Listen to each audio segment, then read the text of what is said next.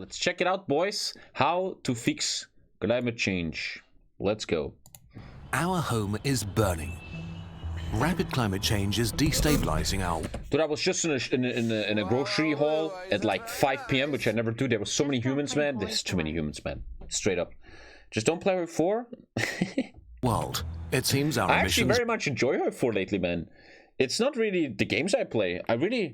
I think it's I have to stop playing UFC on my own. Like, UFC makes me super mad. I really enjoy Hive 4 lately, man. It's great content.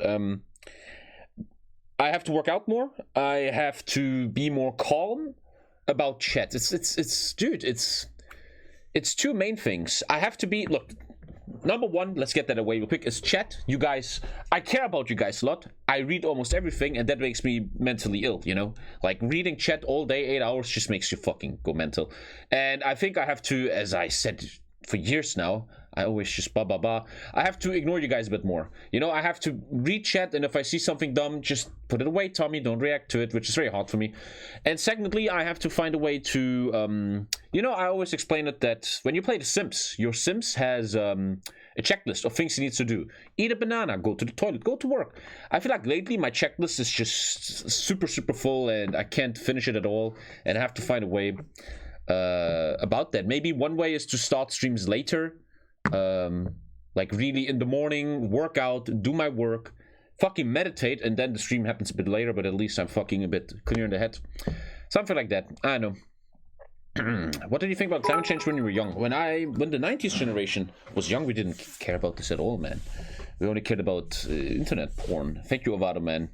Will not fall quickly enough to avoid runaway warming, and we may soon hit tipping points that will lead to the collapse of ecosystems. And I like how a while ago we still talked about, hey, we can still fix this, and now it's like, get ready, it's coming, we can't fix this. And our civilization. While scientists I had to take a break too because of chat and how it was affecting you. Looking forward to your return. Damn. A viewer saying he needs to take a break because of chat. Oh, yo, chat. Jeez. But maybe I'm starting to understand, because streamers, you have to ignore chat a little bit, otherwise you just go completely mental, dude. Especially much ADHD of the younger generation urge action. It appears most politicians are not committed to doing anything meaningful, while the fossil fuel industry still works actively against change. It seems humanity can't overcome its greed, and I always wonder how these fossil fuel people must feel. Like, okay, you want to save jobs, you want to make money, I get it, you're greedy, but don't they ever like they're in bed at night and they look at their children and they're like, man, I'm kind of the problem, man. I'm kind of killing this entire planet, and I'm actively trying to keep it that way. Don't they, maybe they're just coping, or I don't know. Obsession with short-term profit and personal gain to save itself. And so for many, the future looks grim and hopeless. And young people feel particularly anxious and depressed. Instead of looking ahead to a lifetime of opportunity, they wonder if they will even have a future, or if they should bring kids into this world. It's an age of doom and hopelessness, and giving up seems the only sensible thing to do. In a weird way, it is the boomer age we're living in right now. That's not true. You are not doomed. Humanity is not doomed. Dude, I was just literally out for 2 hours looking at human people, man. We are doomed, man. Like, I literally just 10 minutes ago, I come into my street and the bicycle driver comes out of nowhere, right? Literally 1 second away of crashing into me. Me and he's like, oh! And he still looks at me and fucking shits on me, even though he was on, I don't know, he was like high or something. Fuck the human race. Or maybe I'm too negative. I don't know. Despite this, after this, you should watch History Matters: The Cold War. And you know, people like you, this is a perfect example of how I have to change, you know? This random dude who followed when?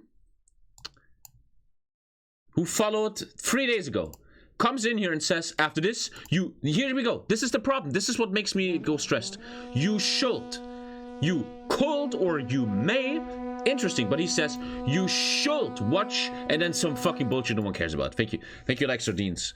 You know, and I have to learn to just read that and be like, bye. Don't even ban him, don't even talk to him, just fucking, you know, that's something I have to generally fucking learn. The seriousness of the situation. For years, positive trends have accumulated, and there is finally some good news and a clear path towards our collective climate goals. Welcome to our TED Talk. Please watch this video to the end. Check out our detailed sources afterwards to learn more. Okay, Let's start with the scariest things. Cancelling the apocalypse.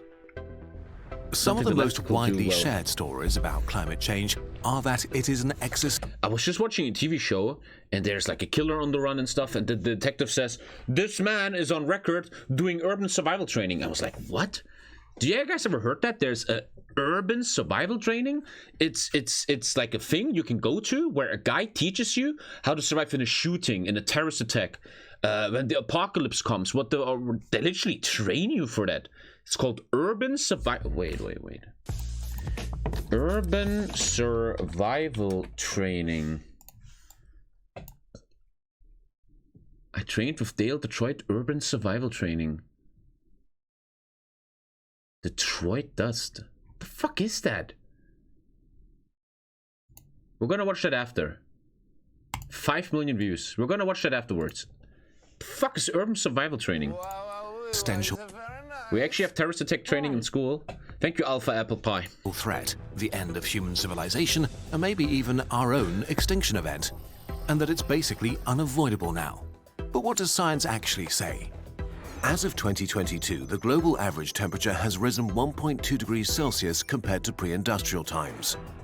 Limiting warming to 1.5 degrees was the most ambitious goal of the Paris Agreement, but we are not likely to meet it. Already with the warming we have today, hot places will get hotter, wet places wetter, and the risk and strength of extreme weather events increase significantly. Something personal about you is just that your message, it's about me. It's not you, it's me. I have to handle your message and not think about it. How long until you play... Beyond 2 degrees makes all of these extremes more extreme. Right? Extreme weather events more common, with more ecosystems under major pressure. Some will not survive. At 3 degrees, significant parts of Earth, especially in developing countries, might become unable to feed their populations.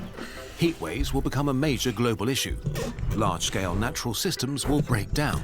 The scale and frequency of hurricanes, fires, and droughts will further increase, and... Like today, man, I was jogging this morning, and it was 2 degrees, and right now we came home at 23 degrees, man. Cause trillions in damage. It's kind of cool, but also crazy. Back in the day, it was not like that. Farmers will be hit the stable. hardest.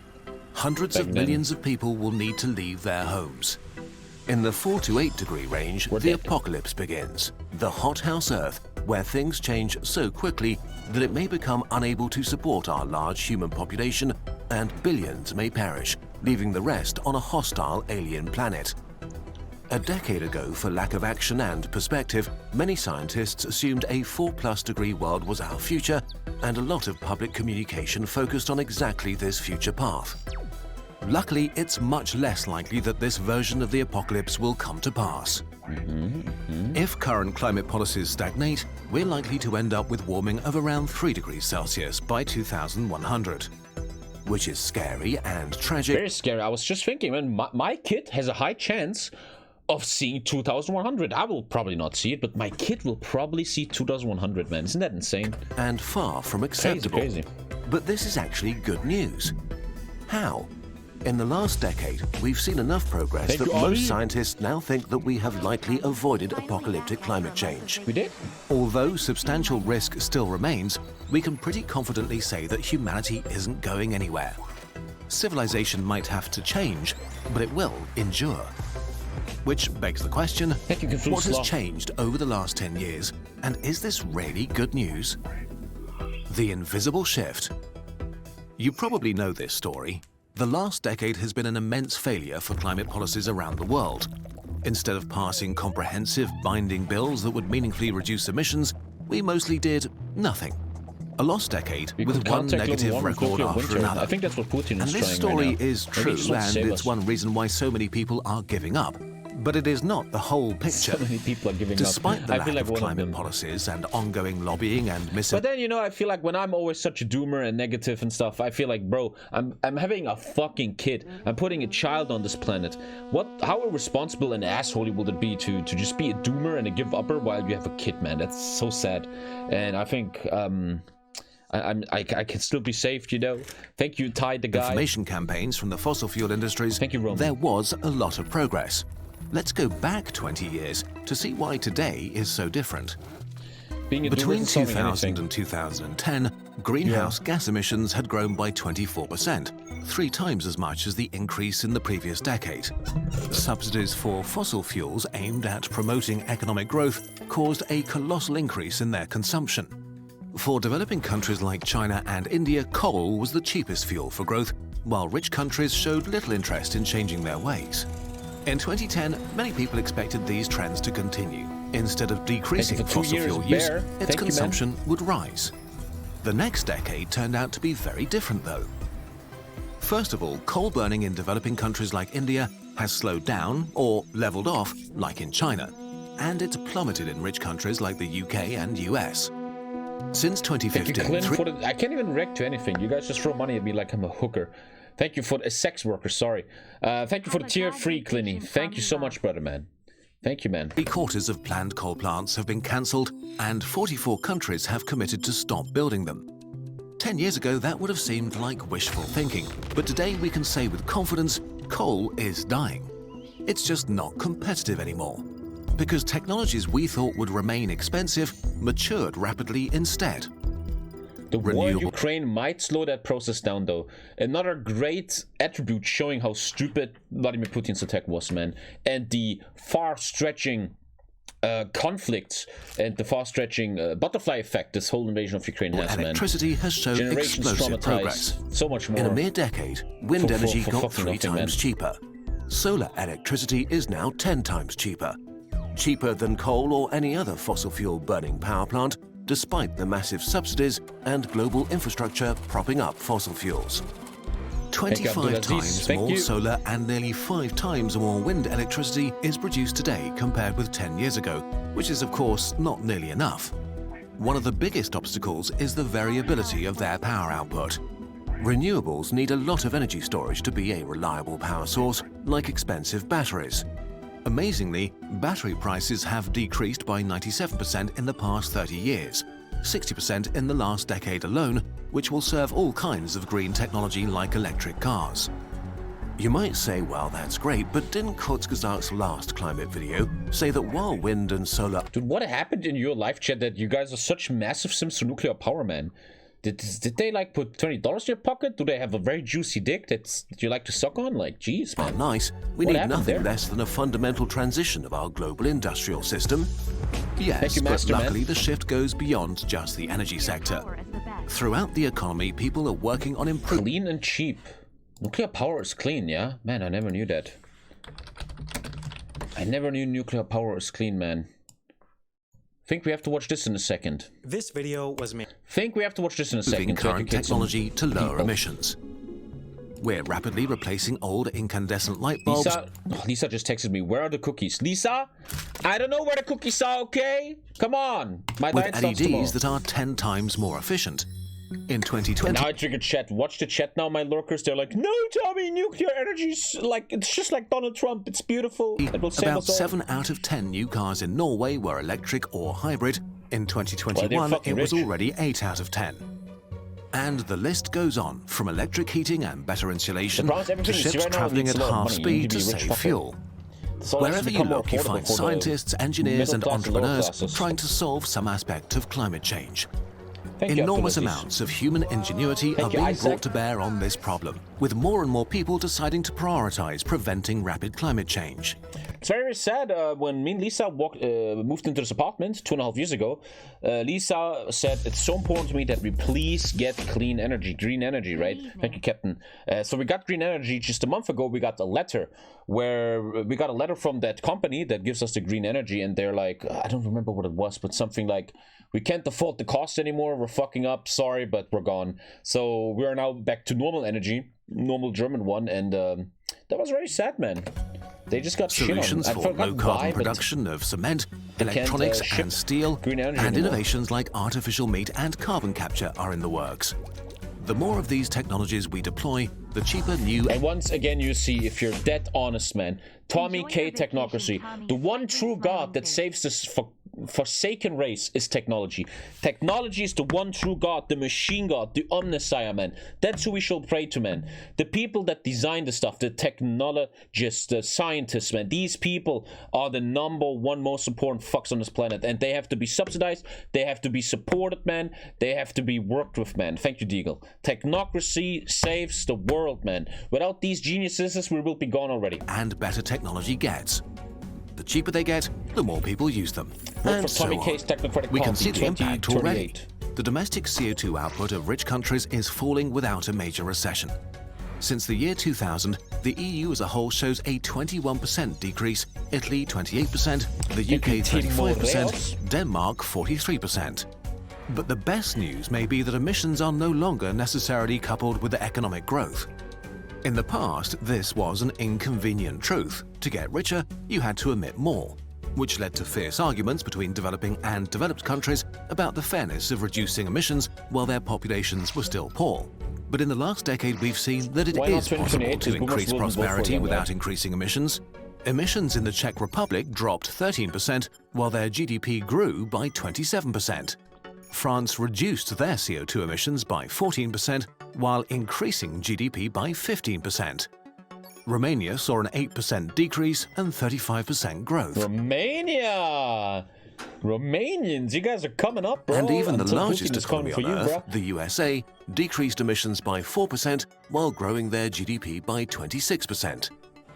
Some of you may call this a numbers trick, that rich countries are just exporting emissions to poorer nations by moving the dirty parts of their economies like manufacturing.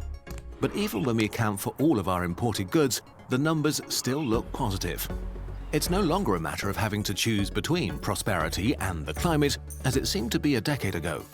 Developing countries will profit from that because as rich countries pay for the expensive development of green technologies, they can adopt them more cheaply.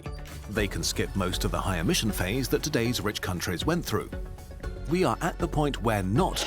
Man, I already see the YouTube comments. Every time I react to shit like this, Marconi puts this on YouTube, man, and then after a week I sit on the toilet shitting, I read the comments and I just have to Decarbonizing is a bad business decision. And we haven't even really talked about solutions like carbon capture. In 2000, it didn't really exist. In 2022, that technology does exist and costs around $600 to remove 1 ton of CO2 from the atmosphere. As investment pours in and the technology matures and begins to scale, it's likely that these costs will plummet over the next... I think Elon Musk also tweeted about that. Didn't he give a price? Whoever finds a way to capture CO2 more efficiently? Decades. But once we can capture CO2, everything's fine then. That'll be massive. Well, let's not get carried away. All of these processes are great, but not nearly fast enough. We're still doing way too little, and technology will not magically solve everything. We need to use fewer resources and use them longer, design consumer goods that are repairable and durable, and decrease our energy requirements. We need much better infrastructure, agriculture, and cities. It will still be hard work, especially to get the right policies passed and enacted. But for the first time ever, there are a few... And especially when he says it's going to be hard work. I always feel like it's hard work for the people with a brain. The politicians, they're hard to work with, especially the leading ones, they're very greedy. There's a lot of good politicians. It's stupid to say they're all... You know, there's great politicians, man, but the big ones, man, very open to manipulation. Then you have big blockers for this hard work, which is the idiots, man. The fucking people that walk around, let's invade Ukraine, AFD, let's go fucking Democrats. All these people that just fucking are blocking the progress, man. And it's gonna be hard work for a certain group of people, right, that actually do the work, while the others are just blocking them off. And I always felt like, okay, this might be wherever you could call me a bit of a radical, we should build a society or a government that takes these blocks away. The people that legit save this planet, the people with a brain, need to be given the freedom they need, away from all the idiocracy, man. That's, in a core, always something I believed in a weird way. Trend lines pointing solidly in the right direction. And now imagine if all of this was achieved without proper financial and political support, and despite fossil fuel lobbying, just think. You play a warrior in World of Warcraft, you must be exterminated. IQ under 80. What humanity can do when climate change finally gets the political attention and funding it needs. So is it okay to feel hopeful again? The situation is still dire and serious, so what's the point of focusing on this side of the story? The trap of hopelessness. Very important. Climate change can feel overwhelming and make your future seem bleak. The sadness and hopelessness that many... climate change, I was just in the car with Lisa yesterday, and we're always watching to like a news station that talks about intelligent stuff, and there was this guy, and he talked about the future of democracy, etc., and it was so interesting how he had sources and stuff that in the last decade, democracies have massively declined. A lot of big democracies are losing. He made like a system to rate how democratic is a democracy, and everybody is going down, man. Germany, especially America, has gone down massively in the last 10 years, which I blame Trump for. It's very, very interesting how now we have the age of democratic decline in the next 100 years, where democracies have to work their ass off to stay alive, and it's not enough, and the statistics really show it's going a bit anti-democratic right now. People feel is real and very destructive because it causes apathy. Apathy that is only serving the fossil fuel industry that is still delaying change however it can. Thank you, Prince. In a sense, they have weaponized hopelessness. We are now in Phase 4 in the public debate about rapid climate change action. Phase 1 was, climate change is not real. Phase 2 was, climate change is real, but not caused by humans. Phase 3 was... Like he just said, we're in Phase 4. The problem is a lot of people in Western countries are still in Phase 1, man. Climate change may be caused by humans, but it's not that just bad. Like evolutionary. Phase 4 is speaking. Climate change is no longer avoidable. We are doomed, and it doesn't matter what we do. If we want the world to change, we first need to believe that change is possible, and we have an abundance of evidence that it is. Changes to our industrial system are gaining momentum. Technology gets better and cheaper. Climate change has become a... Yeah, it's hard to be hopeful. In the radio, they just said that Macron and Le Pen are very close to each other. And like, if that is the news in 2022, man, that makes you very hopeless, man. ...key issue in most free elections. As more and more younger people move into influential positions, they prioritize climate change and work on new solutions. In 2022, most governments not only acknowledge it, but set their own net zero goals in democratic and autocratic countries. The results of years of fighting a steep uphill battle are now clearly visible. The pressure needs to keep increasing to make sure that the promises made today are actually kept. Climate doomerism is the equivalent of giving up, even though you can still prevent not just the worst case, but also mitigate most of the bad things, make changes in time to adapt better, and prevent the poorest from suffering. That is why hopelessness and apathy are so dangerous. If the last, in many ways, wasted decade has shown anything, then it's that progress is being made, and that dire scenarios are just predictions. But people are getting tired of democracy. I was just with Lisa's family today, and she has this old dad who always says funny stuff, right? But he has said one right thing, man. He said, the problem with humans at the moment is that they don't know what they're missing. Like, humans are stupid until they realize how bad it could be. Like, when you say people are tired of democracy, which some people are, yes, it's because they don't know anymore what it feels like to not have democracy, man. They don't know what it feels like to, what the fuck it feels like, man. And humans, you know, man. Our sealed fate. Like as of 2022, based on current global policies, so we will end up in a 3 degrees world. Now it's our job to yet again prove the predictions wrong, despite how serious and urgent things are. To turn that 3 degrees into a 2 degrees and then see where we can go from there. For that, we need hope. And we hope we gave you that today, at least a little. He gave me some hope. That you feel that things are serious, but also that you have a future.